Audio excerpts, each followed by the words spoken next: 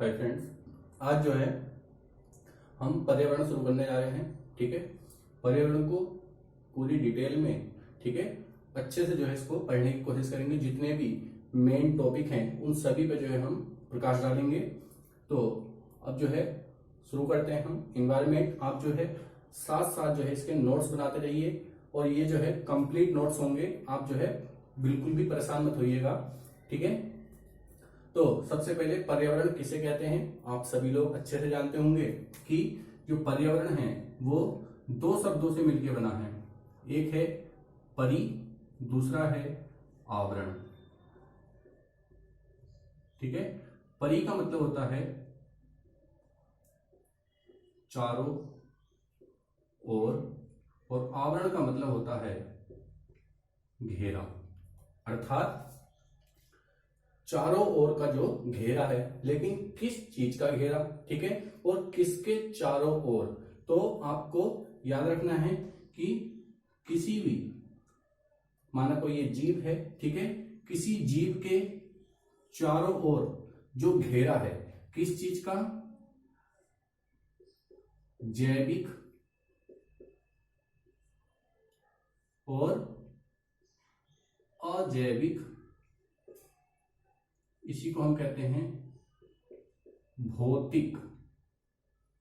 ठीक है, जैविक या अजैविक या फिर कह सकते हो भौतिक घटक। ठीक है, जैविक और अजैविक घटकों का जो घेरा है, ठीक है, ये जैविक और अजैविक घटक, ठीक है, क्या होते हैं। तो जैविक घटक की अगर हम बात करें तो इसमें हमारा आता है स्थल, इसमें आता है हमारा जल और तीसरा हमारा आता है इसमें वायु। ठीक है, स्थल, सॉरी ये अजैविक के हैं, गलत लिख दिए, नीचे देख लो उसको। ठीक है, अजैविक में कौन कौन से आते हैं, पहला आता है स्थल, दूसरा आता है जल और तीसरा आता है वायु। ठीक है, जबकि जो हमारे अजैविक घटक हैं इसमें क्या शामिल होता है, तो इसमें शामिल होता है वनस्पति जगत और दूसरा होता है जंतु जगत। ठीक है, फ्लोरा एंड फोना। और जो अजैविक घटक है उसमें शामिल होता है स्थल, जल, वायु। ठीक है, इनका जो घेरा है किसी जीव के चारों ओर, ठीक है, उसको हम क्या कहते हैं, पर्यावरण कहते हैं। लेकिन अभी जो है परिभाषा पूरी नहीं हुई है, इसको और आगे करते हैं तो कह सकते हैं किसी जीव के चारों ओर जैविक और अजैविक घटकों का घेरा जो ऊर्जा के द्वारा संचालित होता है, जो ऊर्जा के द्वारा संचालित होता है, पर्यावरण कहलाता है। ऊर्जा का मतलब यहां पे किससे है, तो प्रकाश से है। ठीक है, ऊर्जा का मतलब प्रकाश से है। तो किसी सजीव के या किसी जीव के चारों ओर जैविक अजैविक घटकों का ऐसा घेरा जो ऊर्जा के द्वारा संचालित होता है, पर्यावरण कहलाता है। तो मैंने आपको बता दिए जैविक घटक में कौन से आते हैं, वनस्पति जगत जितनी भी वेजिटेशंस होती हैं और जंतु जगत जितने भी एनिमल्स वगैरह होते हैं। और अजैविक घटक में हमारा स्थल मंडल, जल मंडल और वायुमंडल जो है शामिल होता है।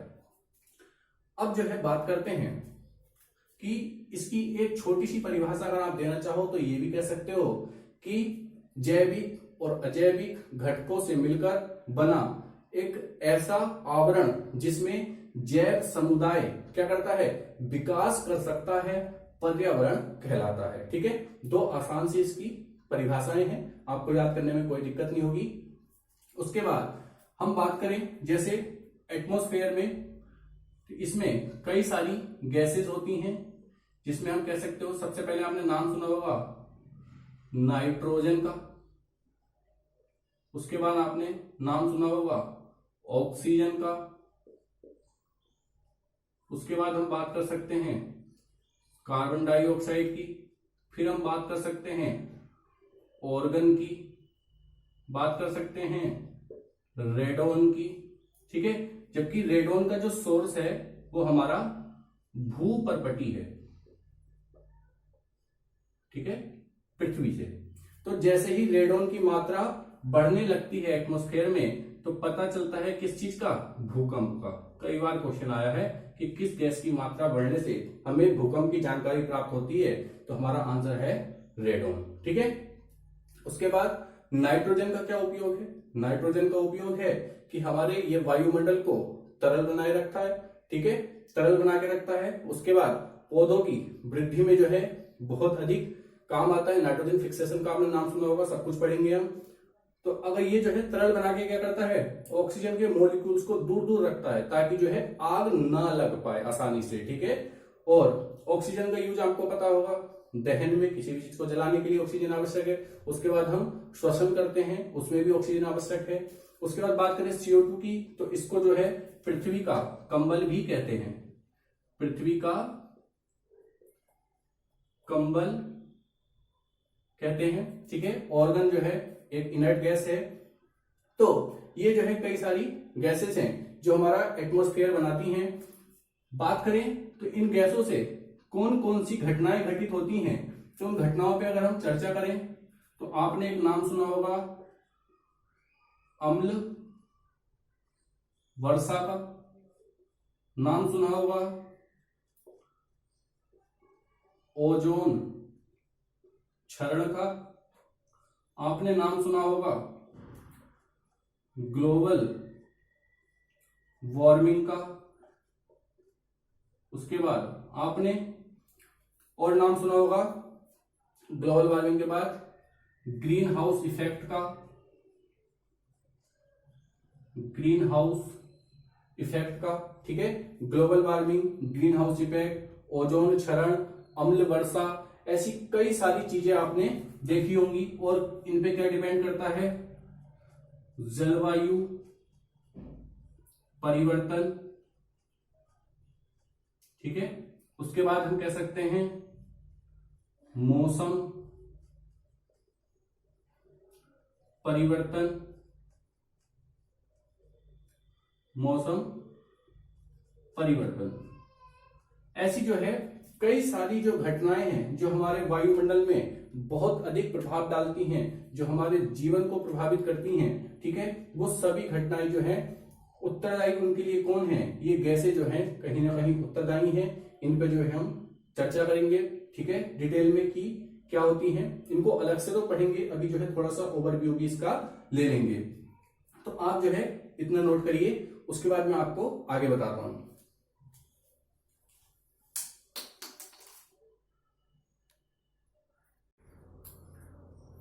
तो अब जो है हम इन पे बात करते हैं। सबसे पहले मौसम। ठीक है, मौसम को कैसे इफेक्ट करती हैं। उसके बाद जलवायु परिवर्तन क्या होता है। ठीक है, इन पे हम बात करते हैं। उससे पहले हमें एक चीज समझना पड़ेगा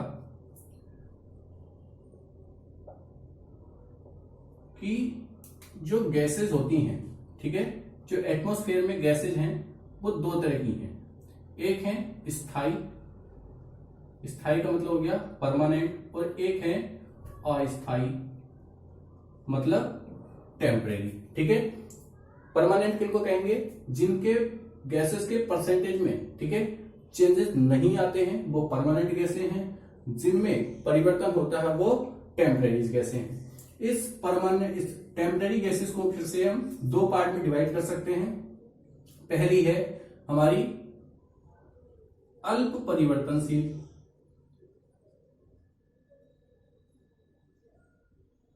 ठीक है, जिसमें मतलब बहुत कम परिवर्तन होता है, जैसे हो गई CO2 हो गई, CFC हो गई। ठीक है, ये जो गैसें हैं। उसके बाद एक होती है दीर्घ परिवर्तनशील,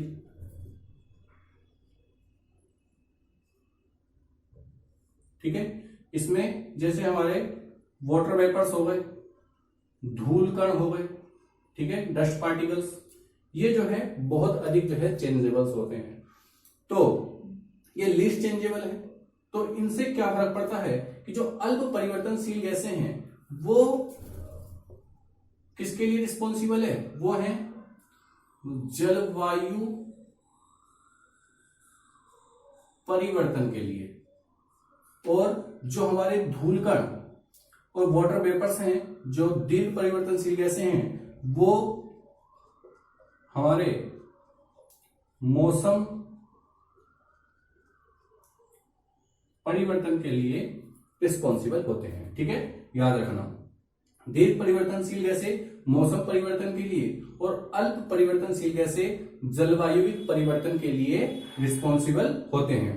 इसके बाद हम बात करें तो मौसम होता क्या है। ठीक है, सबसे पहले है कि मौसम को जाने कि मौसम क्या होता है, तो आप कह सकते हो किसी एक निश्चित स्थान पर, ठीक है, किसी एक निश्चित क्षेत्र में किसी निश्चित समय पर, ठीक है, वहां की स्थानिक दशाएं मौसम कहलाती हैं। ठीक है, क्या कहा, फिर से सुनेंगे कि किसी स्थान पर, ठीक है, किसी निश्चित स्थान पर किसी निश्चित समय में वहां की स्थानिक दशाएं मौसम कहलाती हैं। ठीक है, और एक लंबे समय तक मौसम का हम एवरेज देखते हैं कि वहां का मौसम जो है किस प्रकार का रहता है, तो लंबे समय का मौसमों का जो औसत होता है वो वहां की जलवायु कहलाती है।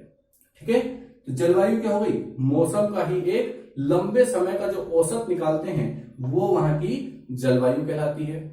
तो जलवायु के लिए रिस्पॉन्सिबल होती हैं जो वहां की अल्प परिवर्तनशील गैसेज हैं, जब इनमें परिवर्तन होता है लगभग 10 से 15 साल में, यहां इनमें जो परिवर्तन होता है 10 से 15 मिनट में, ये इनमें अंतर है। ठीक है, तो 10 से 15 साल में इनमें जब परिवर्तन होता है तो ये वहां की जलवायु को ही बदल देती है, वहां की क्लाइमेट चेंज कर देती हैं, जबकि ये जो है वहां के मौसम में लगातार परिवर्तन करती रहती है। ठीक है, इसके बाद आगे बात करते हैं।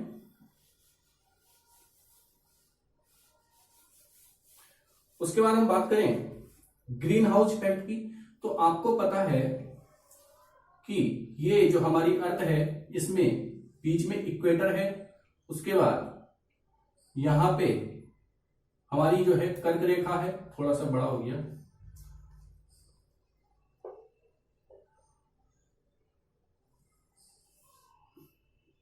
ये हमारा इक्वेटर है, ये हमारी कर्क रेखा है, ये हमारी मकर रेखा है। ठीक है, जो हमारा सन है वो इनके ही बीच में रहता है। साल के 12 महीने यहां पे सूर्य की किरणें जो है पड़ती हैं। इसकी वजह से जो यहां का जो क्षेत्र है ये कैसा है, उष्ण कटिबंध, मतलब उष्ण मतलब होता है गर्म। ठीक है, गर्म क्षेत्र है, ट्रॉपिकल जोन है। इसके बाद जो ऊपर है वो आपको पता होगा, यहाँ पे 6 महीने तक जो है सन दिखाई नहीं देता है, तो ये जो हमारा है शीत कटिबंध है, फ्रीजिड जोन, ये भी हमारा शीत कटिबंध। अब आप ये बताइए कि जो हमारा शीत कटिबंध है यहां पे वेजिटेशन उगाना बहुत ही इम्पॉसिबल हो जाएगा। ठीक है, क्योंकि यहाँ पे तापमान बहुत अधिक कम है और वेजिटेशन उगाने के लिए एक निश्चित तापमान की आवश्यकता हमें पड़ती है। ठीक है, तो होता क्या है कि यहाँ पे तापमान को बनाए रखने के लिए एक पद्धति विकसित की गई, एक ग्लास हाउस बनाया गया।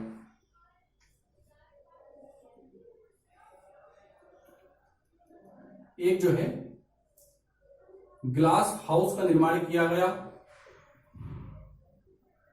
ठीक है, और जो सन से आने वाली रेज हैं वो इसके अंदर आ तो जाती थी, यहां पे हमने कुछ लकड़ी वगैरह डाल दी। ठीक है, सन से आने वाली रेज इसके अंदर आ तो जाती हैं लेकिन इससे बाहर नहीं निकल पाती हैं, क्योंकि आने वाली वेव जो है शॉर्ट वेवलेंथ की है और वो आसानी से एंटर कर जाती हैं, और ये हमारी लॉन्ग वेवलेंथ की वेव है जो बाहर नहीं निकल पाती हैं। कह सकते हो कि यहाँ पे माना 15 फोटोन आए थे, वो यहाँ पे टकराए। ठीक है, तो उनकी जो एनर्जी हो गई कम हो गई है, सपोज 10 फोटोन्स हो गई है, तो अब जो है वो पूर्ण रूप से बाहर नहीं निकल पाते हैं, थोड़ा बहुत पार्टिक्स का बाहर निकल पाता है, बाकी जो है वो यहीं पे टकराता रहता है। और धीरे धीरे यहाँ का तापमान क्या होता है, बढ़ने लगता है, और जो हमें वेजिटेशन उगाने के लिए एक तरीके से पर्याप्त तापमान जो है हम यहाँ पे अपना बना लेते हैं। इसी को जो है, क्योंकि यहाँ पे ये ग्रीन करने के लिए किया जाता है, यहाँ पे ग्रीन वेजिटेशन उगाई जाती है, इसीलिए इसका नाम हमने ग्रीन हाउस कह दिया, ग्रीन हाउस। ठीक है, इसको जो है हमने ग्रीन हाउस कह दिया। सेम ऐसे ही क्या होता है कि जो हमारी अर्थ है, अब बात करते हैं ग्लोबल वार्मिंग की।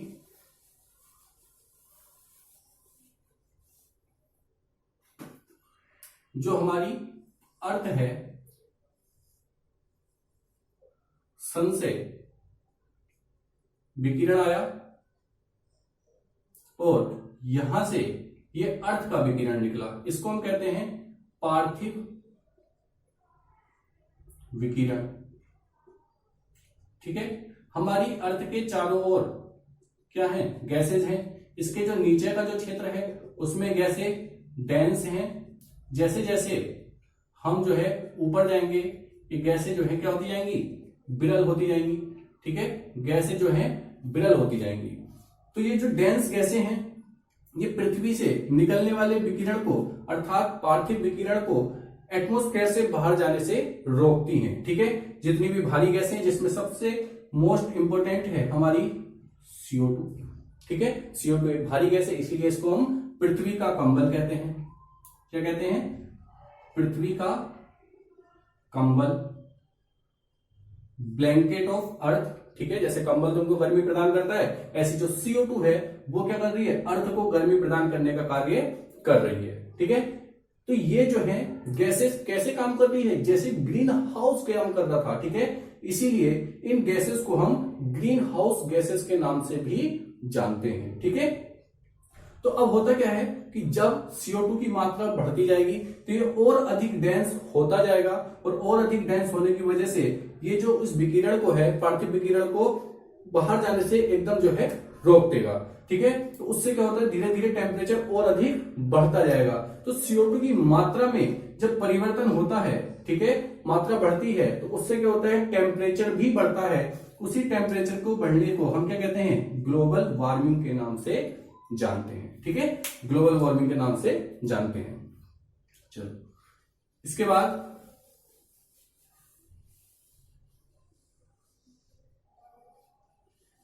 हम बात करते हैं ओजोन क्षरण की। तो आपको पता है कि ये हमारी पृथ्वी है, उसके बाद ये हमारा क्षोभ मंडल, उसके बाद ये हमारा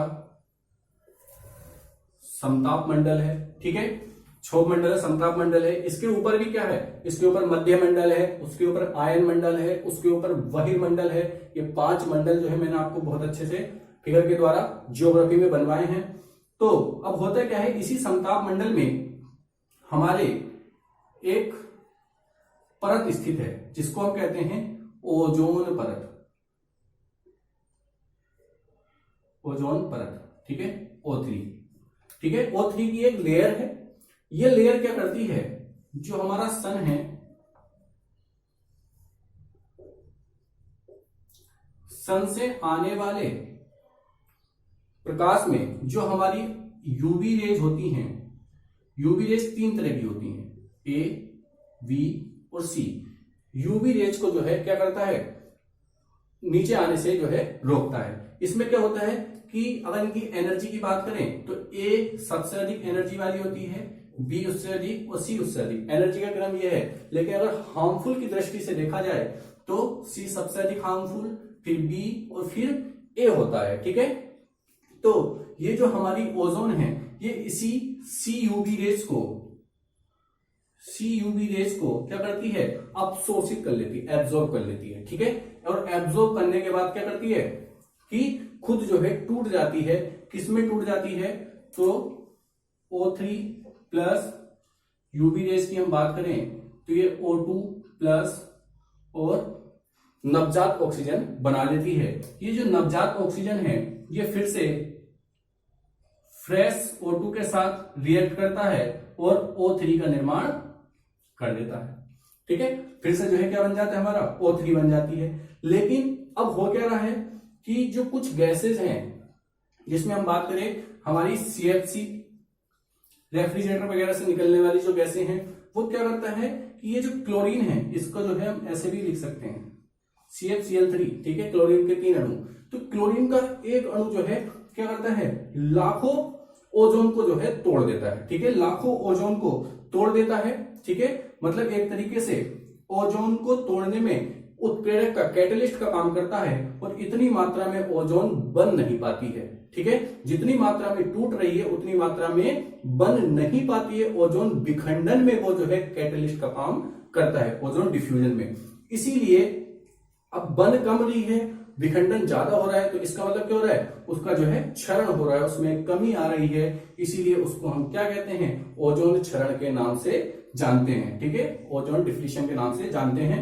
इसके लिए कौन कौन सी गैसें उत्तरदायी, बहुत सारी गैसेज है, उनकी मैं अलग से आपको लिस्ट बना दूंगा, क्योंकि कई बार जो है क्वेश्चन पूछा जाता है कौन कौन सी ओजोन क्षरण के लिए रिस्पॉन्सिबल गैसें हैं। बहरहाल मेरे को काम था जो है आपको जो है ओजोन क्षरण को समझाना, उसके बाद मैं इसको डिटेल में आगे फिर से पढ़ाऊंगा।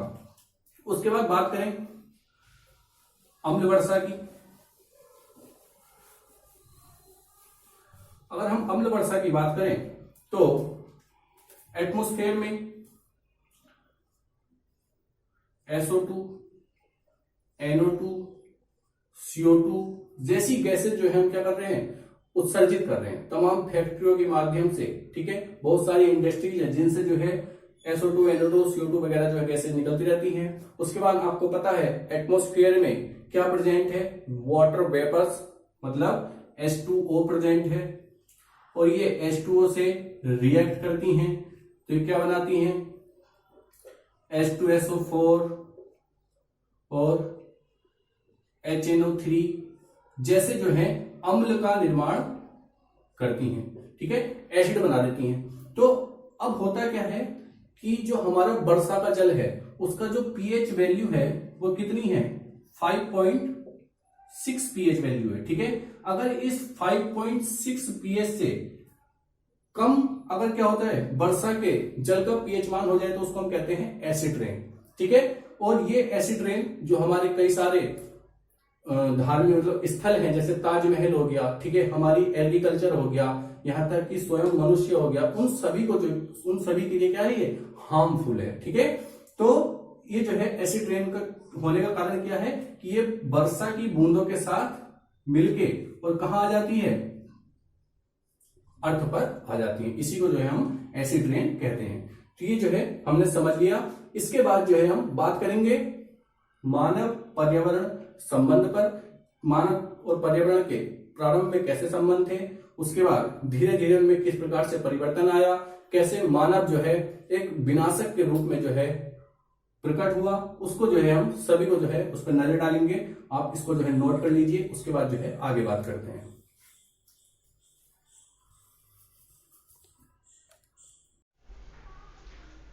अब जो है हम मानव पर्यावरण संबंध पे बात करने जा रहे हैं, ठीक है। इसको समझने से पहले हमें एक चीज को समझना पड़ेगा, वो है प्रकृति। आप भली भांति इस शब्द से परिचित होंगे, ठीक है। प्रकृति दो शब्दों से मिलकर बना है, एक है प्र और दूसरी है कृति।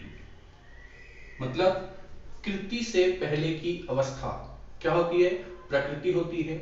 जब कुछ नहीं था उस समय प्रकृति मौजूद थी, उसने हजारों वर्षों तक ऐसे पर्यावरण का निर्माण किया जिसमें हम लोग विकसित हो सके, जिसमें हम लोग जीवित रह सके, ठीक है। जैसे एक माँ अपने बच्चे के लिए हर प्रकार की व्यवस्था करती है, उसी प्रकार से प्रकृति ने हमारे लिए ऐसा एनवायरनमेंट बनाया जिसमें हम आराम से रह सकते हैं। लेकिन जैसे जैसे जो पुत्र होते हैं, ठीक है, बड़े होते हैं, विकसित होते हैं, तो वैसे वैसे वो अपने आप को बहुत अधिक समझदार समझने लगते हैं, एडवांस हो जाते हैं, और माँ की या बाप की जो है इज्जत जो है अब उनकी नजरों में कम होने लगती है। वो अपने आप को बहुत अधिक जो है माइंडेड समझने लगते हैं। सेम ऐसी अवस्था जो है हम लोगों के साथ भी हुई। जब हम लोग विकसित हुए, टेक्नोलॉजी आई, तो उस समय जो है हमने नेचर को या प्रकृति को कुछ नहीं समझा और उसको जो है अपने अकॉर्डिंग ढालने की कोशिश की, ठीक है, जिसका जो है आज परिणाम हम सभी लोग भुगत रहे हैं। इनको समझने के लिए आपको जो है एक इस चार्ट को समझना पड़ेगा कि कैसे कैसे जो है किस किस समय में क्या क्या परिवर्तन होते गए, ठीक है, और उसका जो है अंतिम रूप से परिणाम क्या हुआ। तो सबसे पहले मानव पर्यावरण संबंध में हमने इन 4 समय को लिया है।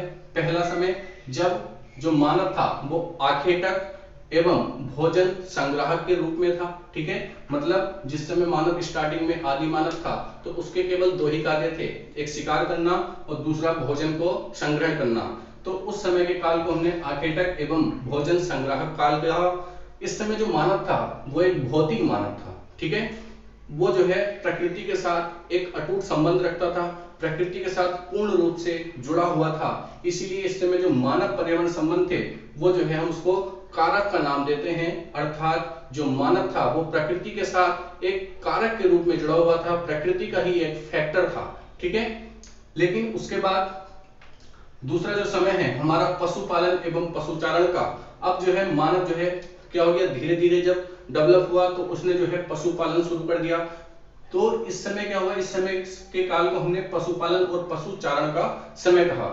ये जो मानव था अपने पशुओं की जंगली जानवरों से सुरक्षा करने के लिए ग्रुप में रहना स्टार्ट कर देता है, एक समाज का निर्माण करता है। इसलिए इस समय का जो मानव था उसको हमने सामाजिक मानव का नाम दिया है। ठीक है, लेकिन अभी भी वो परमानेंट नहीं रह रहा था, स्थायी नहीं था, एक स्थान से दूसरे स्थान पे चला जाता था। अभी जो है एक स्थान पे उसकी जरूरतें पूरी हो रही हैं, जब तक जो है उसको पशुओं के लिए चारा मिल रहा है तो वहां रहता था, उसके बाद जो है वो दूसरे स्थान पर चला जाता था। तो इस समय जो है वो प्रकृति के लिए कोई भी हानिकारक नहीं था, बस एक तरीके से कह सकते हो कि मॉडिफायर के रूप में था, ये रूपांतर करता जैसे जो है हमारे संबंध थे कि आज जो है यहाँ पे हमारी मतलब जो जरूरतें हैं वो पूरी हो रही है तो यहाँ पे हैं, और उसके बाद जो है दूसरे स्थान पे चले जाते थे, लेकिन किसी भी प्रकार से प्रकृति को कोई हानि जो है नहीं पहुंचाता था। उसके बाद जो तीसरा काल आया हमारा पौध पालन एवं कृषि। ठीक है, जब मानव जो है एग्रीकल्चर करना शुरू कर देता है तो वो एक स्थान पे रहना जो है शुरू कर देता है परमानेंट, और इस समय का जो मानव था वो आर्थिक मानव हो गया। ठीक है, उसने जो है प्रकृति को यूज करना शुरू कर दिया, अपने हिसाब से जो है उसको ढालना शुरू कर दिया, पेड़ों की कटाई शुरू कर दी है।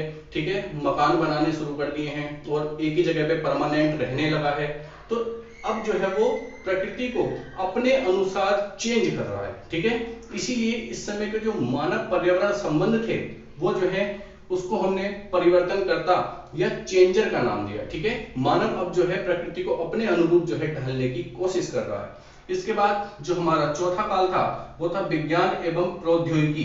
तो ये जो है जब टेक्नोलॉजी आने लगी, औद्योगिकीकरण का काल आया, इंडस्ट्रियलाइजेशन आया, तो मानव को जो है हमने इस समय का जो मानव था उसको प्रौद्योगिकी मानव कहा। ठीक है, तो इस समय जो मानव था वो प्रकृति के साथ इस तरीके से खेलने लगा कि उसने जो है प्रकृति की जो है कोई परवाह नहीं करी और जो है अपने ऐशो आराम के लिए प्रकृति का भरपूर यूज किया। ठीक है, और प्रकृति को मतलब एक तरीके से विध्वंसक करता या डिस्ट्रॉयर के रूप में वो जो है उभरा।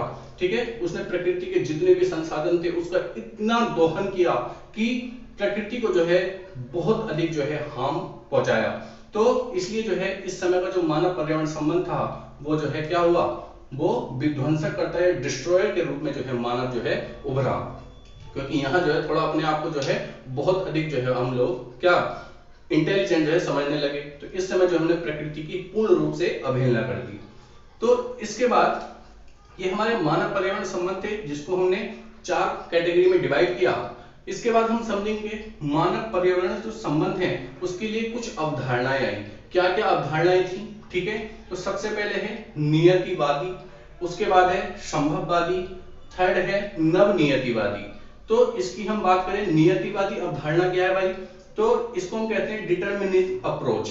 ठीक है, मतलब इसमें यह माना गया कि जो मनुष्य है वो प्रकृति का दास है, मतलब प्रकृति ही सब कुछ है, मनुष्य कुछ भी नहीं है। मनुष्य कुछ गलत करेगा तो भूकंप आ जाएगा, बहुत अधिक बारिश होने लगेगी। मनुष्य जो है अगर चल रहा है बीच में पर्वत आ गया तो उसने मान लिया कि प्रकृति नहीं चाहती कि मैं इससे आगे जाऊं। ठीक है, तो मतलब पूरी तरीके से वो प्रकृति के प्रति जो है झुका हुआ था, उसका यह मानना था कि प्रकृति ही सब कुछ है। ठीक है, और इस अवधारणा को मानने वाले जो लोग थे उसमें हम नाम लिए हैं, कुछ यहाँ पे पूछ लेता है कि कौन किसकी कौन सी अवधारणा को मानता था। तो पहला है हम्बोल्ट, सेकंड है रेक्सजेल और थर्ड है कार्ल रिटर। ठीक है, इन तीनों के नाम आप याद रखना, जो नियतिवादी अवधारणा को मानते थे और इसमें माना गया कि जो मनुष्य है वो प्रकृति का दास है। ठीक है, जो कुछ है प्रकृति है, जो भी करवाती है प्रकृति करवाती है, प्रकृति ही मनुष्य के धर्म को, मनुष्य के वेशभूषा को, मनुष्य के मतलब खान पान को, हर चीज को निर्धारित करने का जो कार्य है वो जो है प्रकृति करती है। इसके बाद कुछ समय बाद दूसरी अवधारणा आई, जब जो है थोड़ा सा इंडस्ट्रियलाइजेशन आ गया, ठीक है, औद्योगिकरण आ गया, टेक्नोलॉजी विकसित होने लगी, तो एक नई अवधारणा विकसित हुई जिसको हमने संभववादी अप्रोच कहा, ठीक है, पॉसिबिलिज्म अप्रोच। इसमें क्या माना गया कि नहीं, मनुष्य प्रकृति का दास नहीं है, बल्कि प्रकृति मनुष्य की दास है, ठीक है। अब जो है मनुष्य अपने आप को सुपीरियर समझने लगा। उसने कहा बारिश होगी तो क्या होगी, मैं छाता खोल लूंगा, गर्मी होगी तो मैं एसी लगा लूंगा, ठीक है, पहाड़ आएगा तो मैं एरोप्लेन से पार कर जाऊंगा। मतलब हर तरह की जो है वो प्रकृति में जितने भी बदलाव होते थे उन सबको झेलने के लिए, उन सबसे लड़ने के लिए जो है अपने आप को सक्षम मानने लगा। और इसमें माना गया कि जो प्रकृति है वो मनुष्य की दास है। और इसको मानने वाले जो 3 व्यक्ति हैं वो हैं विडाल डी ला ब्लासा, एल फेब्रे और ईशा बोमेन, ठीक है। इन लोगों ने जो है इस संभववादी अप्रोच को माना। लेकिन ये जो मानव था, जो अपने आप को तथाकथित विद्वान मानव है, ये महामूर्ख कालिदास बन गया और इसने प्रकृति को इतनी हानि पहुंचाई कि अब जो है उसको सही करना जो है असंभव हो गया। उसके बाद एक नई अवधारणा आई, एक नई अप्रोच आई जिसको हमने नव नियतिवाद अप्रोच कहा, ठीक है, न्यू डिटर्मिनिज्म अप्रोच कहा। और इसको हमने स्टॉप एंड गो भी अप्रोच के नाम से भी जानते हैं। तो याद रखना, स्टॉप एंड गो अप्रोच के नाम से हम किसको जानते हैं, न्यू डिटर्मिनिज्म अप्रोच को।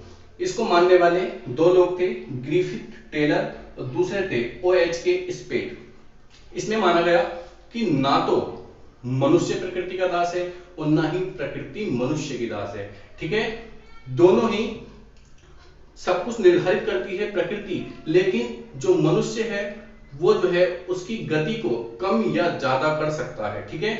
मतलब इसीलिए कहा कि ये कैसी है, स्टॉप एंड गो। या तो उसको कम कर सकता है, जैसे मनुष्य जो है एक ट्रैफिक पुलिस की तरह है। जैसे ट्रैफिक पुलिस जो है जाम को रोक तो नहीं सकती है, ट्रैफिक को रोक तो नहीं सकती, लेकिन उसको कम या ज्यादा करने में जो है सहायक होती है, ठीक है। अगर वो सही से अपनी ड्यूटी करें तो जाम को लगने से रोक सकते हैं, कम कर सकते हैं, ठीक है। इसी प्रकार से मनुष्य अगर अपने कार्यों पर ध्यान दे तो वो प्रकृति में होने वाले नुकसान को कम कर सकता है। लेकिन अब स्थिति ऐसी है कि पूर्ण रूप से सही तो नहीं कर सकता।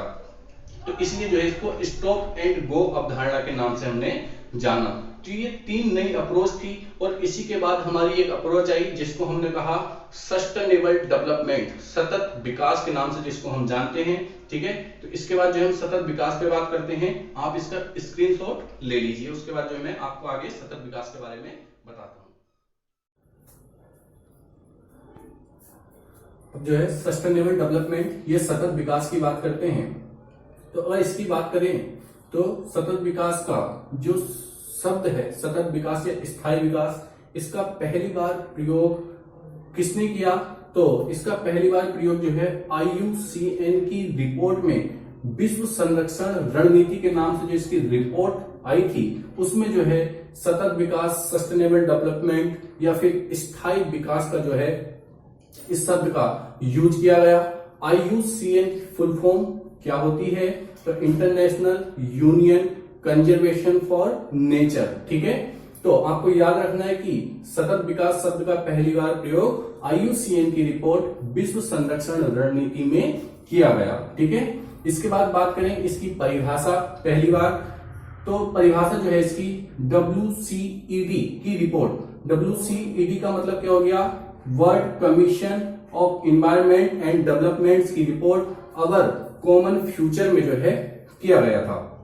इसकी क्या परिभाषा है, सतत विकास क्या होता है, ठीक है। तो इसकी जो रिपोर्ट है ये जो है 1987 में आई थी, याद रखना। तो सतत विकास की परिभाषा क्या है? सतत विकास ऐसे विकास को कहते हैं, ठीक है, जिसमें जो वर्तमान मानव है वो प्राकृतिक संसाधनों का दोहन और उपयोग इस प्रकार से करे कि भावी पीढ़ी का विकास जो है सुनिश्चित बना रहे, ठीक है। अर्थात जो प्राकृतिक संसाधनों का उपयोग करते हैं, उनका दोहन करते हैं, वो इस प्रकार से होना चाहिए कि हमारी आने वाली पीढ़ी भी उनका उपयोग कर सके, ठीक है, उनका जो है दोहन कर सके। अर्थात इसका कुल मिलाके मतलब ये है कि कम से कम हम अपने आने वाली पीढ़ी को ज्यादा बेहतर एनवायरनमेंट नहीं दे सकते, तो कम से कम इतना हमारा फर्ज बनता है कि जैसा पर्यावरण हमको प्राप्त हुआ है ऐसा ही पर्यावरण हमारी आने वाली भावी पीढ़ी को भी प्राप्त हो। ठीक है, ऐसे विकास को सतत विकास कहते हैं। ठीक है, जिसमें जो है भविष्य की जो आने वाली पीढ़ी है उसको ध्यान में रखकर जो है हम अपना विकास सुनिश्चित करें और उसको भी जो है विकास करने का मौका दें। तो आप जो है सतत विकास के बारे में समझ गए होंगे। ठीक है, इस तरीके से जो हमारा एनवायरनमेंट का पहला चैप्टर था, एक इंट्रोडक्शन जो हम देख रहे थे, वो हमारा पूरा हो गया। इसके बाद जो है हम अब नेक्स्ट चैप्टर जो है उस पर बात करेंगे। आप जो है हैंड टू हैंड इसके नोट्स बनाते रहिए। कोई दिक्कत है, कोई बात समझ में नहीं आती है, ठीक है, तो आप जो है कमेंट करके या फोन करके जो है आप बता सकते हैं। ठीक है, तो आप जो है इसको नोट कर लेना। Thank you.